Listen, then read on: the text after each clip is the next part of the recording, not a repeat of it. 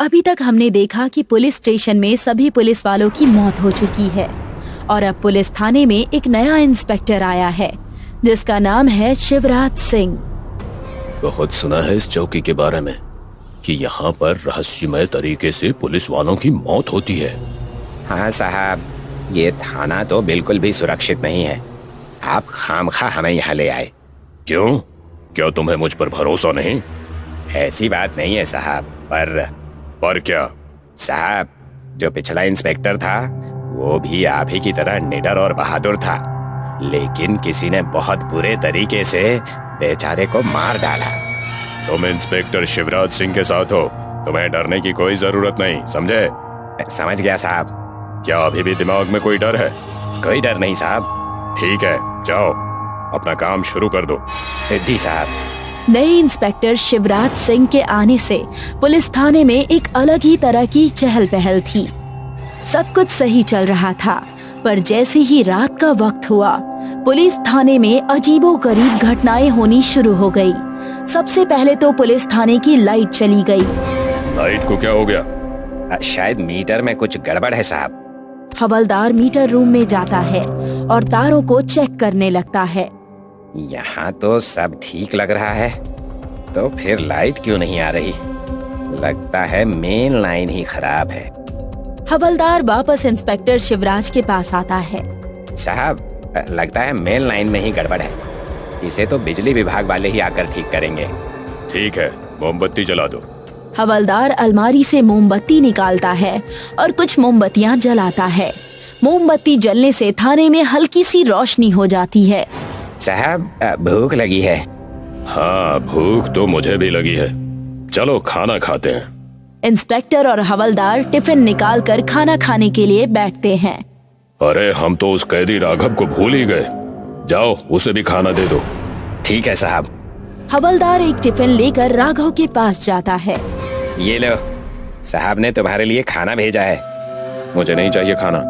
Inspector साहब ने बोला खाना देने के लिए। खाना है तो खाओ, नहीं तो भूखे रहो। मेरा क्या। जैसे ही हवलदार वापस आने लगता है, राघव खाने का टिफिन उठाकर फेंक देता है। अरे पागल है क्या? एक तो साहब ने इतने प्यार से तेरे लिए खाना भेजा था और तूने वो खाना फेंक दिया। तुम जैसे लोग लात घूंसे के लायक हो, खाने के नहीं। हवलदार की बात सुनकर राघव को गुस्सा आ जाता है और वो हवलदार को एक जोरदार का मुक्का मारता है। मार डाला, मार दिया रे। कौन है रे तू? हवलदार अपना डंडा राघव की तरफ फेंकता है, पर वो डंडा राघव पर लगने से पहले ही हवा में रुक जाता है, जिसे देखकर हवलदार डर जाता है और जोर से चिल्लाने लगता है। भूत भूत भूत! हवलदार का चिल्लाना सुनकर इंस्पेक्टर शिवराज दौड़ते हुए वहाँ आ जाता है। क्या हुआ? क्यों चिल्ला रहे हो? साहब, ये आदमी नहीं, भूत है, भूत। कौन है भूत? कहाँ है भूत? ये है साहब, आपकी आंखों के सामने। क्या बक रहे हो? बक नहीं रहा हूँ साहब, ये सच में भूत है।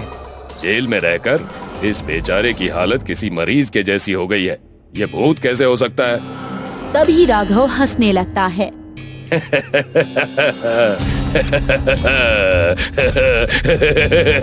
ये सच कह रहा है, मैं भूत हूँ। यकीन नहीं आ रहा क्या?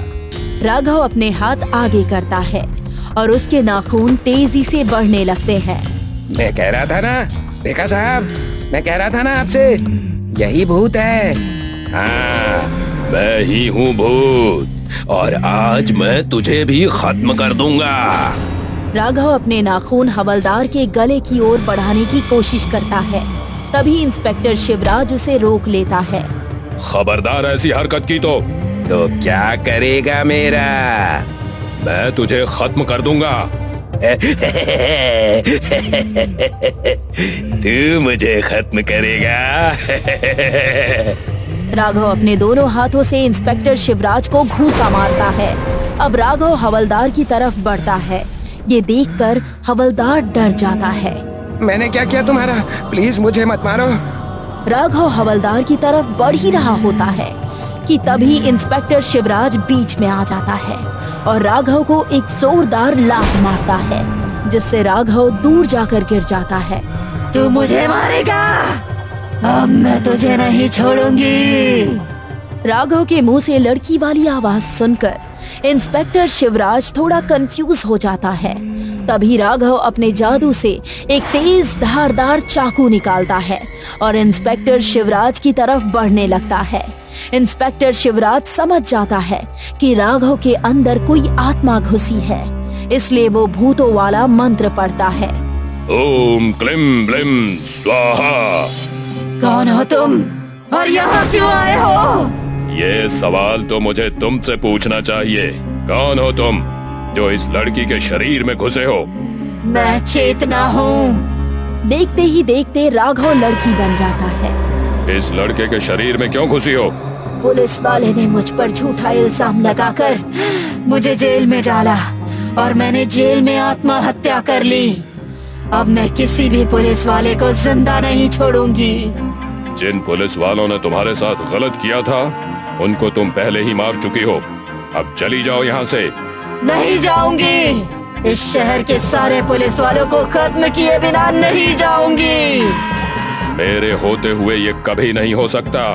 इंस्पेक्टर शिवराज तेजी से मंत्रों का जाप करता है, जिससे चेतना जोर जोर से तड़पने लगती है और चेतना की आत्मा राघव के शरीर को छोड़ देती है। तुम्हें क्या लगा कि मैं कोई मामूली पुलिस वाला हूँ? तुम्हारे जैसी कई आत्माओं को ठीक किया है मैंने। ये तूने ठीक नहीं किया इंस्पेक्टर।